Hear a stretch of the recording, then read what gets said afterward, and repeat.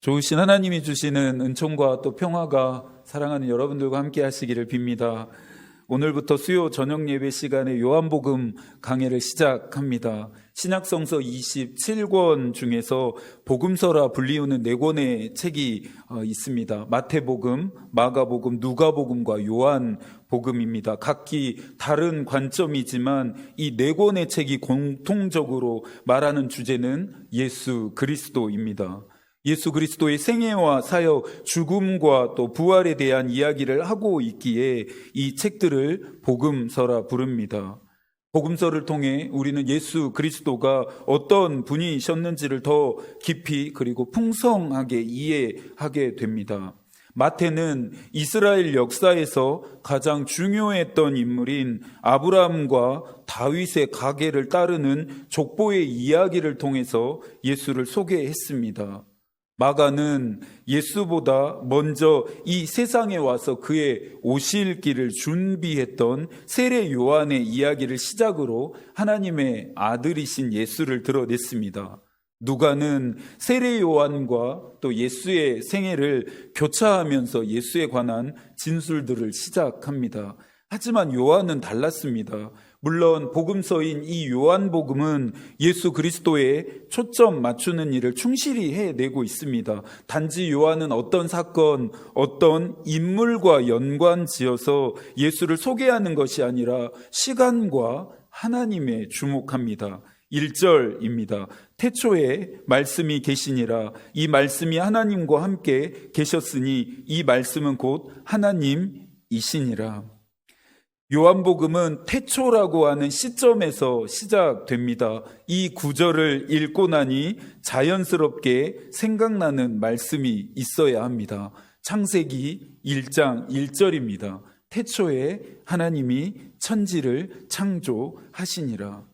요한은 태초에 말씀이 계셨음을 말하면서 이 말씀은 천지를 창조하신 그 하나님과 함께 하셨음을 진술합니다. 그 이유가 무엇입니까? 이 말씀의 존재가 하나님이심을 분명히 하기 위함인데요. 곧 예수 그리스도입니다. 요한은 예수의 하나님 되심을 천명하면서 그의 복음의 이야기를 시작합니다. 요한이 이토록 예수가 하나님 되심에 집중하는 이유는 당시 교회 안에 침투한 거짓 가르침을 철저하게 배격하고자 하는 이유도 컸습니다. 당시 교회를 위협하는 거짓 가르침의 주류는 크게 2가지였는데요. 먼저는 영지주의입니다. 언젠가 한번 여러분들에게 나눴었는데요. 영지주의는 영과 육을 이분법적으로 구분하고 분리해서 영은 깨끗한 것, 육은 더러운 것으로 여기는 당시 철학의 사유물이었습니다. 그 다음이 가연설입니다. 영지주의의 줄기인 이 가연설은 예수 그리스도의 참된 인성을 부인합니다. 성육신한 하나님이신 예수를 메시아로 인정하지 않았던 초대교회의 이단 사상이었습니다. 로버트스는 이 1장 1절을 그 말씀은 하나님과 얼굴을 맞대고 있었다라고 표현하고 있습니다. 부정한다고 해서, 인정하지 않는다고 해서 예수가 이 피조세계가 창조되어지기 전인 태초부터 하나님과 그 얼굴을 맞대시면서 함께 계셨음이, 존재해 오셨음이 부정되거나 인정되지 않는 것이 아닙니다. 하나님과 예수 그리스도의 존재 방식들과 그분들의 시간은 우리의 이성과 우리의 지성이 미처 닿을 수 없는 신비한 영역입니다. 요한은 이 신비를 우리에게 알려주고 있습니다. 오늘부터 시작되는 이 요한복음 강해가 저와 여러분이 하나님의 얼굴을 맞대는 시간이 되기를 소망합니다. 하나님의 시간 속에 머무르면서 그분의 마음 안에서 영적으로 산책하고 또 순례하는 시간이 되기를 바랍니다. 요한이 예수가 하나님이심을 가장 먼저 선언하는 목적은 요한복음의 저술 목적과도 일치를 이루는데요. 요한복음 20장 31절에서 요한복음의 저술 목적을 분명히 하고 있습니다. 오직 이것을 기록함은 너희로 예수께서 하나님의 아들 그리스도이심을 믿게 하려 함이요 또 너희로 믿고 그 이름을 힘입어 생명을 얻게 하려 함이니라. 요한은 하나님이신 예수를 믿을 것을 강조합니다. 믿음을 강조하고 있습니다. 왜 그렇습니까? 그래야만 그 이름을 믿음으로 말미암아 생명을 얻게 되기 때문입니다. 다른 성서의 기자들은 이 생명을 구원이라 부르기도 했습니다. 복음 중에 복음입니다. 그래서 요한은 1장 12절에서도 말하죠. 영접하는 자, 곧 그 이름을 믿는 자들에게는 하나님의 자녀가 되는 권세를 주셨으니. 믿음은 요한복음의 기본 주제입니다. 또 이 믿음은 생명과 연결되어집니다. 요한복음을 앞으로 읽어가는 내내 이것들과 우리는 조우하게 됩니다. 요한복음의 또 다른 목적이 되는 것이 믿음을 일깨우는 일입니다. 브라운은 요한이 강조하는 이 믿음의 역동적인 본질에 관심을 보이며 말합니다. 그것은 예수님을 신뢰하는 것 혹은 그분을 확신하는 것보다 훨씬 더 많은 것을 포함한다. 그것은 예수님과 그분이 자신에 대해 주장하신 것을 받아들이고 우리의 삶을 그분께 바치는 것이다. 저와 여러분은 예수를 신뢰하고 그분을 확신하는 정도가 믿음의 목표가 되어서는 안 됩니다. 예수를 신뢰하고 그분을 확신하는 것은 그리스도인으로서 당연한 일입니다. 하물며 다른 종교들도 자신들이 믿고 있는 신에 대해 그런 종교심 정도는 보이고 있기 때문입니다. 우리는 신뢰와 확신을 넘어 헌신하는 자리까지 나아가야 합니다. 신뢰하고 확신하는 것에 내 삶을, 내 모든 것을 던질 수 있어야 합니다. 헌신은 그렇게 하는 것입니다. 헌신은 그렇게 되는 것입니다. 입으로 하는 것이 아니라, 말로만 되는 것이 아니라 우리의 삶을 온전히 그분께 바치는 것입니다. 마침내 그렇게 헌신하는 자들에게, 그런 믿음을 보이는 자들에게, 예수 그리스도를 믿는 자들에게 엄청난 지위가 제공되어지는데요. 하나님의 자녀됨입니다. 사회적 계층, 신분, 지위 따위가 각 사람에게 권리와 자유를 보장했던 그 당시 시대에 누구든지 믿음으로 말미암아 하나님의 자녀가 될 수 있다라고 이 요한이 전했던 복음의 내용은 엄청난 호소력과 파급력이 있었습니다. 하나님의 말씀이기에 무조건 믿고 따름도 귀하고 아름다운 신앙입니다. 당연하지요. 하지만 저는 사랑하는 여러분들이 그런 방식으로 무조건적으로 하나님의 말씀을 믿고 따르지 않길 바랍니다. 하나님의 말씀하심 앞에서 생각하시고 기도하시면서 말씀을 통해 주시는 교훈과 가르침을 분명하게 깨닫고 그것을 동의하고 또 믿으면서 내 삶을 바치기로 결단하는 영적인 개인화 과정들이 여러분들에게 있었으면 좋겠습니다. 하나님의 말씀은 많이 아는 것이 중요한 것이 아닙니다. 많이 읽는 것이 중요한 것이 아닙니다. 하나님의 역사는 뜨겁게 체험하는 것만이 좋다 말할 수도 없습니다. 하나를 알더라도, 하나만 알지라도 분명하게 깨닫는 것이 더 중요하고, 느낌이나 감정적인 상태로서가 아니라 그 말씀이 나를 이끌도록 해야 합니다. 하나님의 말씀이 내 삶을 움직이게 해야 한다라고 하는 말입니다. 사회적으로 또 경제적으로 어려울수록 맵고 자극적인 음식들이 잘 팔린다고 합니다. 아무래도 내재된 스트레스를 음식으로나마 잠시 달래보겠다라고 하는 심산 때문이겠죠. 폭발적으로 또 초고속 성장을 해왔던 한국교회가 순식간에 붕괴되고 있습니다. 그 속도가 코로나 3년의 시간을 보내면서 더 가속화되어졌고 더 심각화되어지고 있습니다. 어쩌면 한국교회 그리스도인들이 너무나 자극적인 은혜만을 쫓은 이유도 한몫을 했을 것입니다. 한국교회 그리스도인들은 유독 뜨거운 은혜, 뜨거운 역사를 좋아하면서 그것을 갈구합니다. 그것이 마치 믿음의 수준인 양 자랑하고 자부하기도 합니다. 물론 그것 자체가 잘못되었다 비판하는 것이 아닙니다. 하지만 우리는 진지하게 질문해야 합니다. 예수 그리스도를 믿음으로 말미암아 하나님의 자녀된 우리가 또 내가 말씀대로 믿음 안에서 뜨거운 삶을 살아내고 있는지, 말씀하신 것을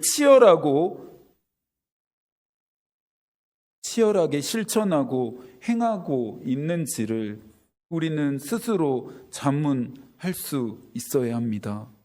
그러면서 요한은 우리를 신비의 세계인 영의 세계 안으로 초대합니다. 초대의 목적은 인간의 시간, 땅의 시간 안으로 들어오신 예수 그리스도를 만나게 하기 위함입니다. 14절입니다. 함께 읽어볼까요? 말씀이 육신이 되어 우리 가운데 거하심에 우리가 그의 영광을 보니 아버지의 독생자의 영광이요 은혜와 진리가 충만하더라. 요한은 육신이라고 하는 단어를 바디로 번역하기를 피했는데요. 여기에서의 육신은 껍데기로서 어떤 외형적인 의미가 아니기 때문입니다. 대신 육신이라고 하는 프레시라는 전인으로 설명했다고 브라운은 말합니다. 이것의 참된 의미는 예수께서 피조물인 우리의 연약함을 입으셨음을 의미합니다.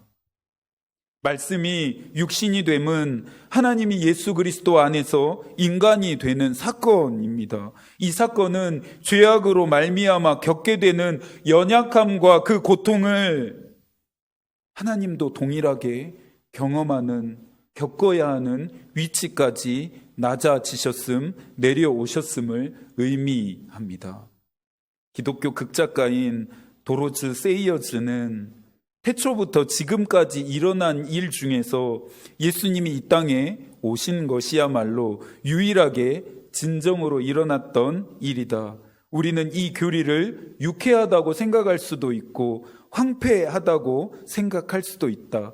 또 계시라 부를 수도 있고 잡동산이라고 부를 수도 있다. 하지만 그것을 따분하게 여긴다면 도대체 어떤 것을 흥미진진하다 말할 수 있을까라고 그의 책에서 말하고 있습니다.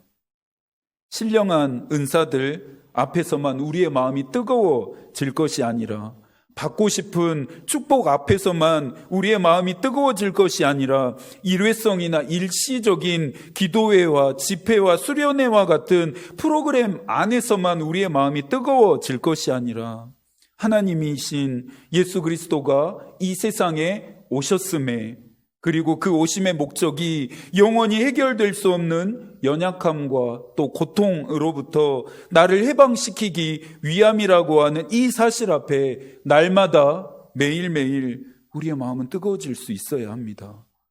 뜨거워야 합니다. 여러분의 마음은 뜨거우십니까? 그 뜨거운 마음으로 여러분들 살아가고 계십니까? 예수 그리스도의 오심을 분명하게 깨닫고 그의 오심을 나의 사건, 나를 위한 일로 경험한 자들은 이제는 말씀이 육신이 되어 오신 예수를 세례 요한처럼 인식하게 됩니다. 29절인데요. 29절의 말씀도 함께 읽어볼까요? 이튿날 요한이 예수께서 자기에게 나아오심을 보고 이르되 보라 세상 죄를 지고 가는 하나님의 어린 양이로다.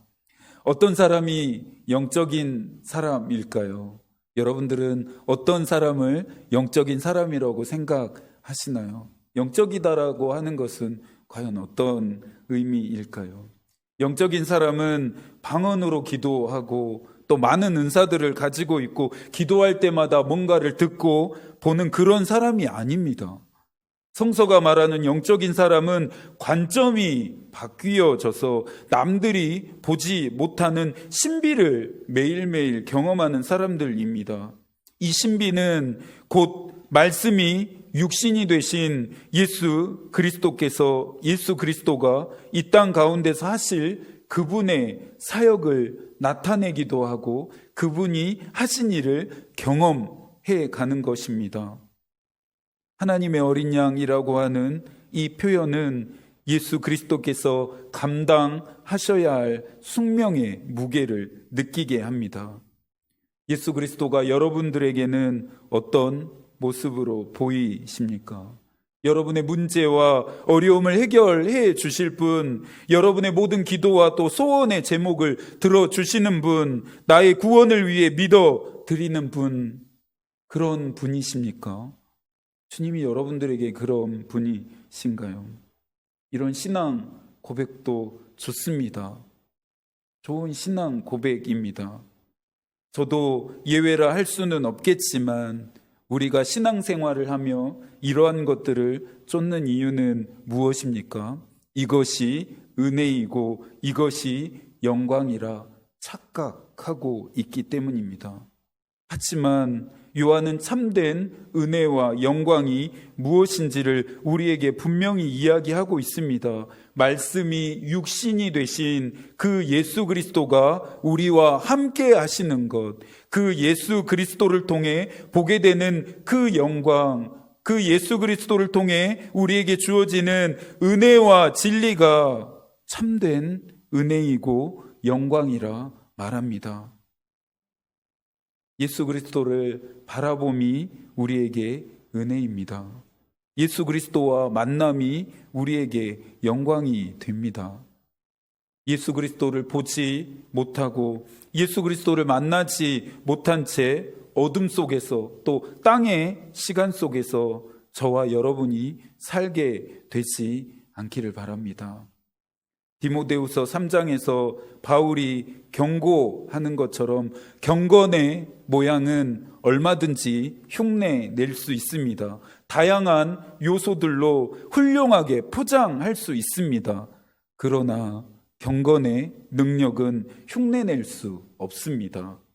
없는 것을 있는 것처럼 포장할 수도 없다는 말입니다. 저와 여러분이 경건의 모양뿐만 아니라 경건의 능력 또한 갖춘 그리스도인들이 될 수 있기를 소망합니다. 매일매일 경험된 예수 그리스도를 고백할 수 있는 저와 여러분이 될 수 있기를 소망합니다.